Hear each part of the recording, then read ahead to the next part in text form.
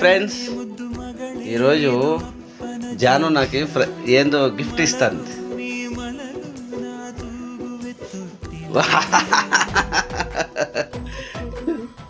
Thank you mummy. Third prize నేనే అనుకోద్దా, నా కూతురు గెలిచింది. Thank you mummy.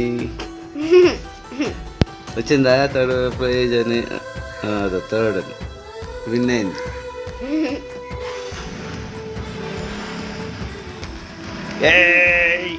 ఇదే బిల్ల బిల్ల.